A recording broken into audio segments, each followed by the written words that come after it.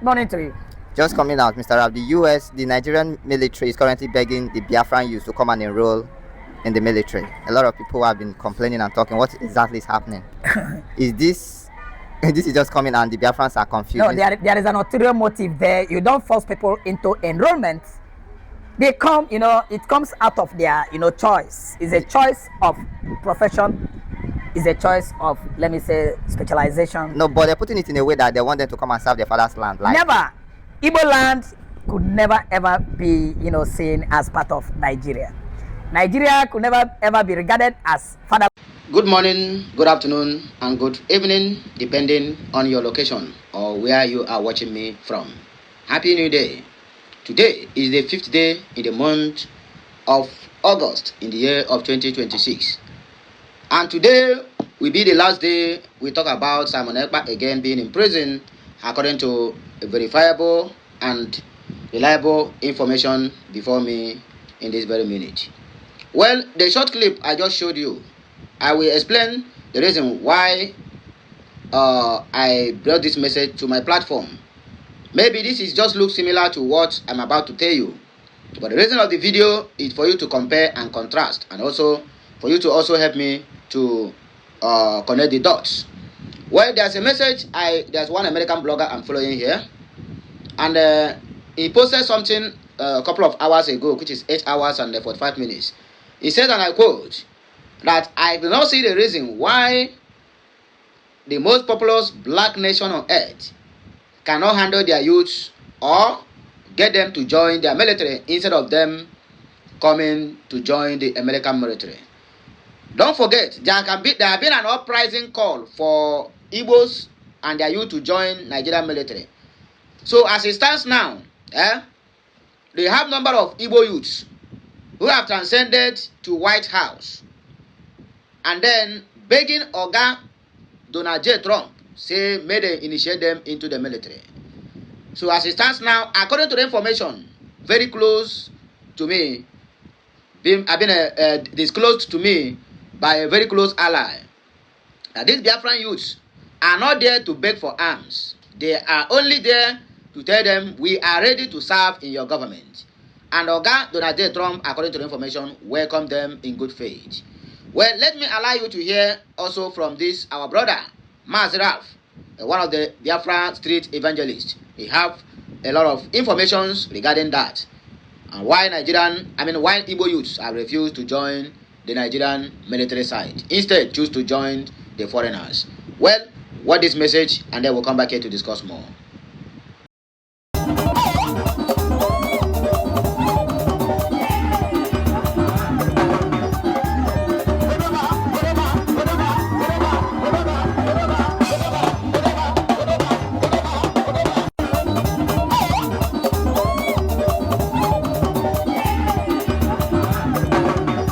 Morning to you.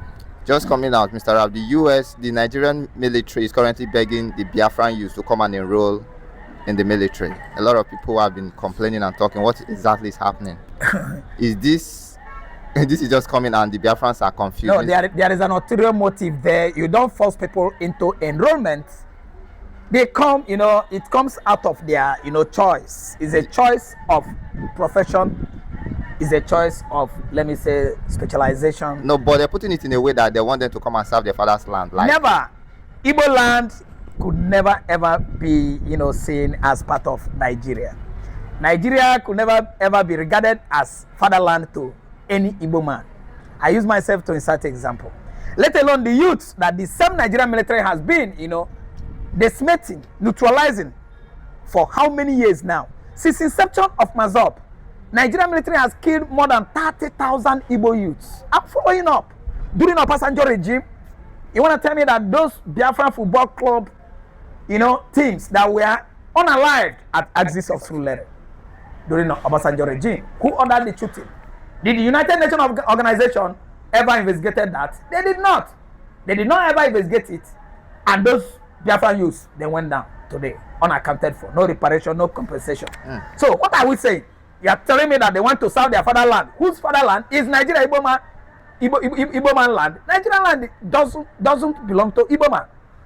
Igbo man is settled on the lower part of Niger. Niger began from Futajelo Island, that is Senegambia, closer to northwestern Africa, stretched down to empty into Atlantic Ocean at axis of River State, Calabar, Cross River State. We are not from Nigeria at all. And when you talk about Nigeria being Igbo land, have you forgotten that Igbo land is located in Eastern Africa, geographically? We are not in West Africa. Nigeria is, let's say, 75%, I mean the topography of Nigeria, located in Western Africa. Let us do it, you know, let us do experiment on this physically. You will understand that I'm saying the truth. I'm so conversant with West African drainage, West African geographical, West African political. Okay, I'm well endowed with that. We are not part of West Africa, and Nigeria is located in West Africa. If you want to know where Igbo land is located, I'm telling you to consult your cartography, consult your Google. We are in Eastern Africa.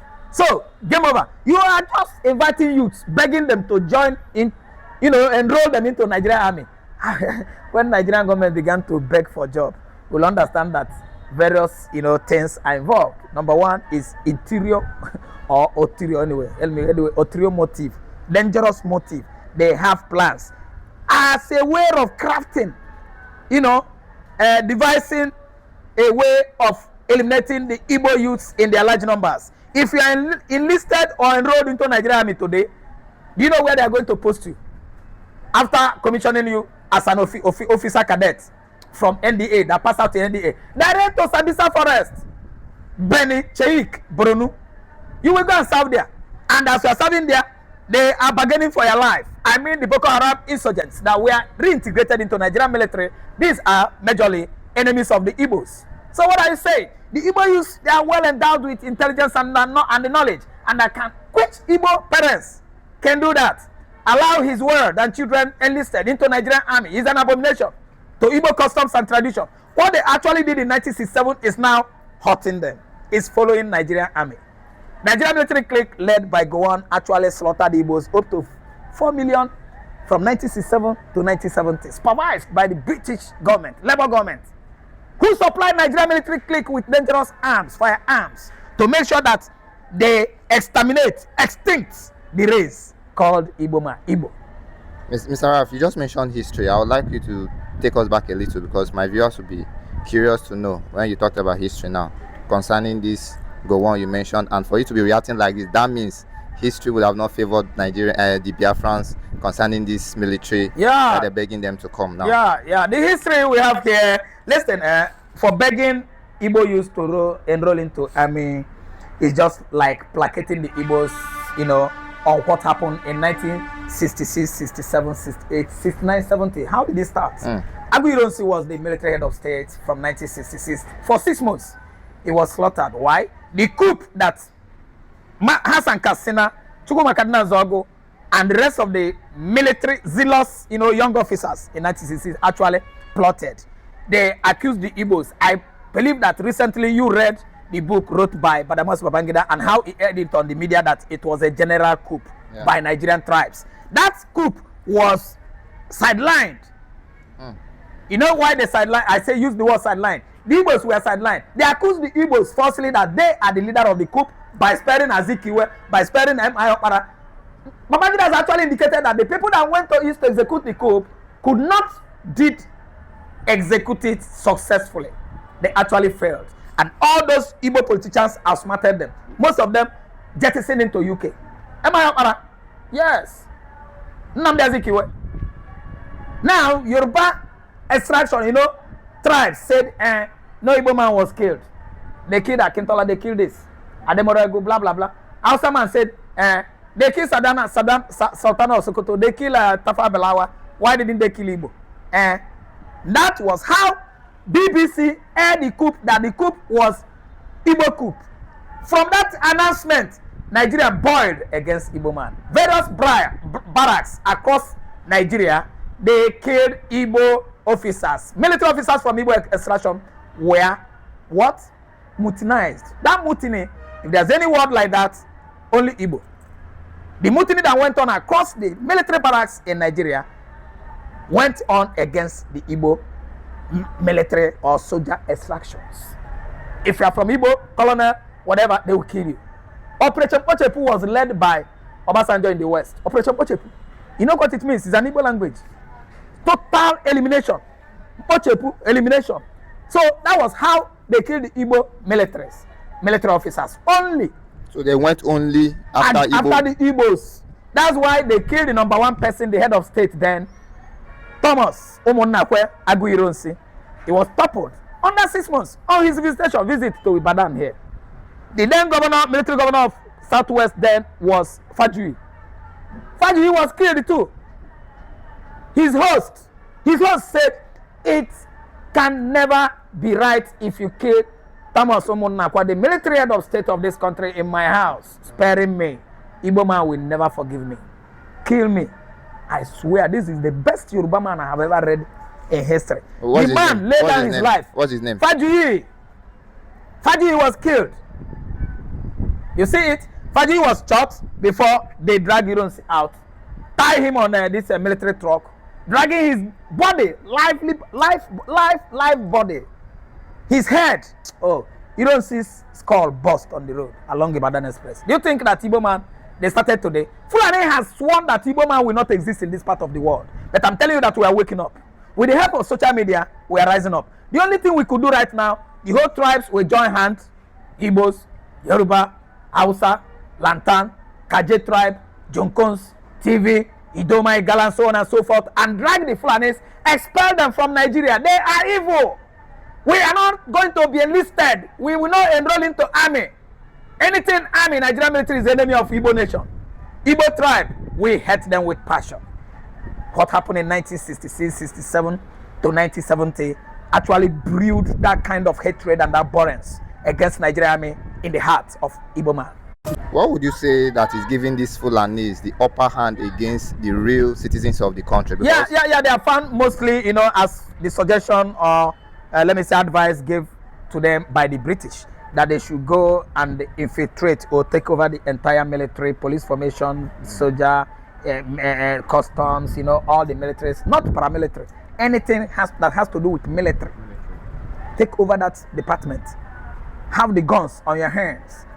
You will control Nigeria. And they actually adhere to that instruction. That's why they're in control.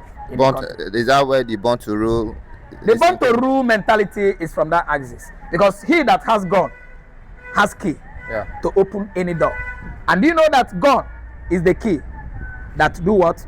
Opens wallets. They steal, they kill, they dominate everything. So that advice was from British. Now they have this kind of ideology, or let me use the word misconception, because it's madness, that they are born to rule in Nigeria. Who the hell are they? Let me just shock in his. Was it up to 3 centuries that they came? No. It was 1804 Islamization, evangelism agenda that brought the Fulani here in Nigeria. And due to the fact that the local Hausa tribes are, overly, let me say, cowards, they allowed them to sit on them, force their religion on them. With religion? I'm telling you, with religion, Islam. And the Hausa man succumbed. Today, Hausa man is regretting. If you doubt me, ask the guru of the man, that man that is a human rights activist in the north, an Hausa man, very, very educated man. Ask him if anybody on the comment section that is doubting me, you could Google guru, go to his page or whatever, you will understand what I'm saying. The Hausas succumbed to Fulani on gunpoint. Yeah. Fulani is the most useless tribe in Africa. They migrated from Arab. They are manifesting Cain as their own great ancestor. Cain that slaughtered his brother Abel. Fulani is killing everybody at will, doesn't want to know. All their life is to waste blood, believing that thing they call Allah will give them, heaven. See, let me tell you, Igbo man will never, ever give up on standing on his rights. And when you talk about Nigerian military, no, discuss Biafran Liberation Army. That's where the Igbo youths are going to be thoroughly enlisted into and form a very strong, let me say, contraption called Biafra. United States of Biafra has come to stay. No matter what Musa and the defense headquarters is doing, they are causing more trouble. Jude Okonkwo, I think, from Ezagwe, Enugu State, a lieutenant with more than 2 master's degree, was spied beginning of this month in Zamfara, in Katsina, in the barrack, and it wasn't a face-off or confrontation Beginning of with this Boko month. Haram. I'm telling you. Inside the barrack. Barras, they stab him to death. Not that the terrorists did so. That's why his retired military father took to the court. I'm telling you, he has gone to court to unravel, to unveil, to discover, to find out what actually went wrong. Because they buried the man, the Igbo officer, like a nobody. Someone that has gotten up to that position with more than 1 master's degree. What are you telling me? Do you think that Igbos were fools? The Fulanis are fools. They don't go to school. They live in the bush. So we are the ones that have the knowledge and the information. Fulanis should be given such treatment, not Igbo man. We are not enlisting into the army. We can never. With what you said, the Fulanis living in the bush and the Igbos being educated, do you think that was the main reason why the British got scared? Thank you so much. We got the education and our IQ is higher than that of the Fulanis. The Fulanis are the one with low mentality because they are not generally informed.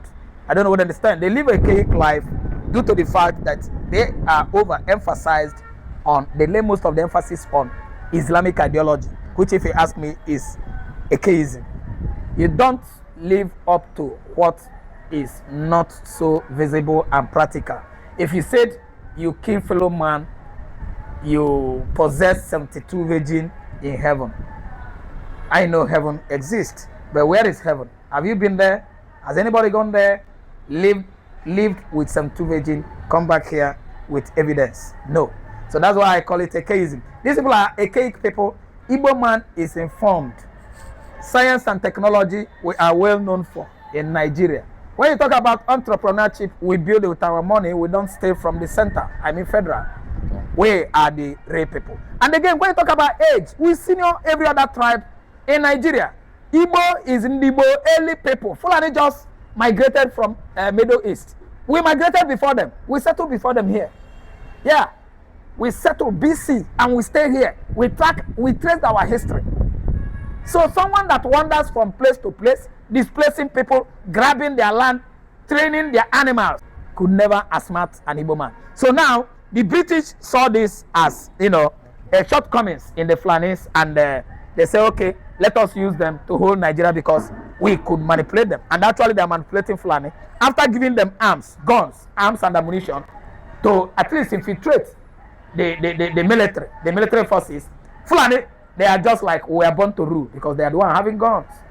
Then the Igbo man that is so much intelligent and well informed are denied of all this. That's why Nigeria is dragging backward today. Since the inception of Nigeria in 1960, it was Nnamdi Azikiwe as a ceremonial president. He is not the major person. The major person is the prime minister, a man with low mentality. The same Britain started manipulating him until the coup of 1966. I don't know what they understand. So Britain, they actually know that Fulanis are fool, totally disoriented people.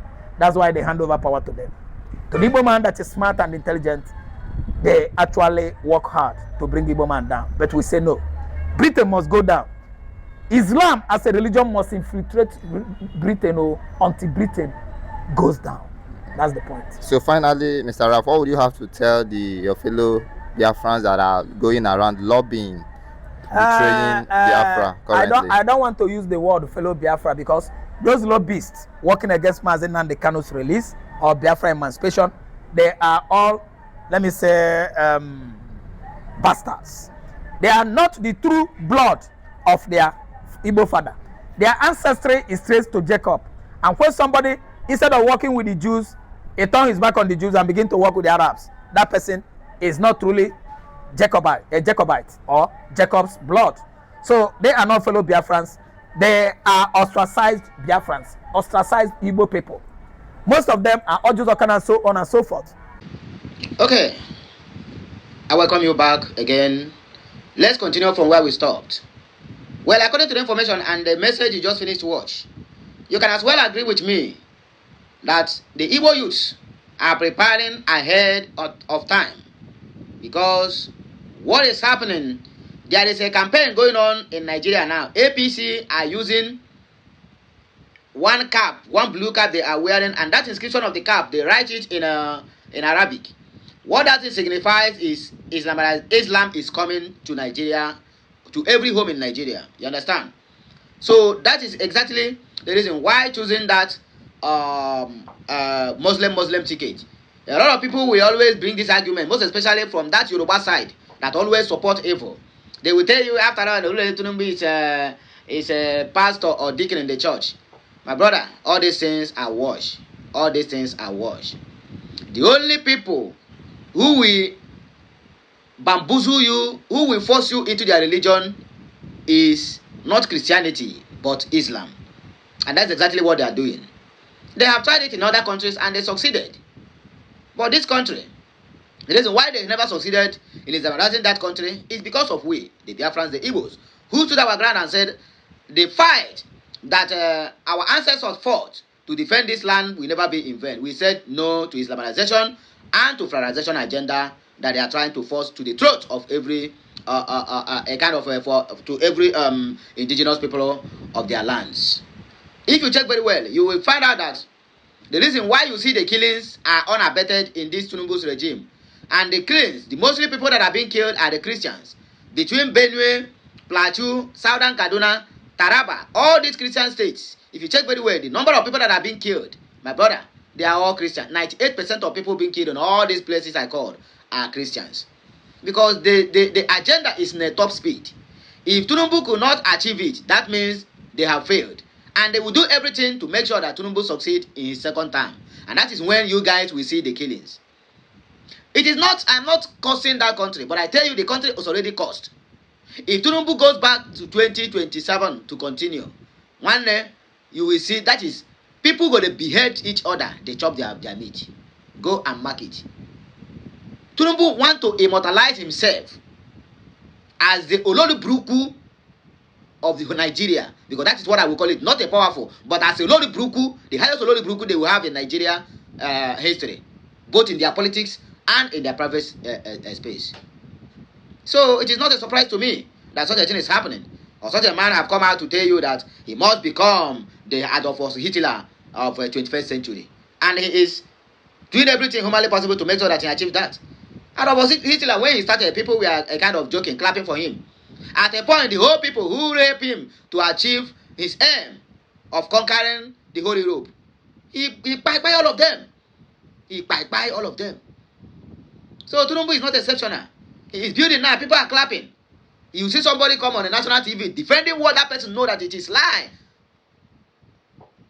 You went to God have mercy, a country that a president submitted that, where did you go to school? He said BSc 1979. Of where? No any school. How do you get in there? You do not study. You don't get a GCE. You do not get a private school certificate. Then how do you get admission into that place? You get your BSc. You tell me you study at home. So when you go to apply to school, or when you go for an admission, what they will ask you is that, do you read? He say yes. Do you pass your exam? He say yes. No need to ask you, where is your credentials or your evidence? Once they ask you, guys, it is a verbal interview for administration now, to admit somebody into higher institution, according to APC idiots. Do you study primary school at home? Yes, I study. What about secondary school, GCE? Yes, I take it from home. Okay, we have admitted you. Who does that? And somebody open mouth to defend that nonsense. My brother, you see that country is irredeemable. And the most painful part of it is the youth who they are paying 20,000 naira monthly to be online defending are in their prime time. Most of these guys they are defending when they are in their prime time. All the schools they go is free of charge with free meal.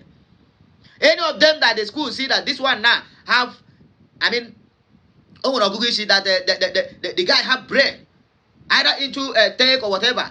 Government will sponsor that person, go school and come back. That is what these idiots enjoy. Then somebody who's supposed to be enjoying that thing now is busy defending people who are selling off their generation and their future. And you tell me that country is redeemable? No, it's irredeemable. Anyway, let us dissect the comment section. Few comments and then we'll round up. Because let's see, according to one of our brother here, he said, you are very correct, my beloved brother. This message supposed to be echoing to the ears of every Igbo youth. Don't join Nigerian military. Instead, find a way to join American military or Canadian military or military force. Okay. Anyway, let me not divulge much because they say time is money. The video is very long and I don't want you to get bored watching it. So let us just call it a day. Have a nice day. I'm a regular continue to bless us. Please like, share, comment, and subscribe. Follow us on all our social media handles. It shall be well with all of us. Amen.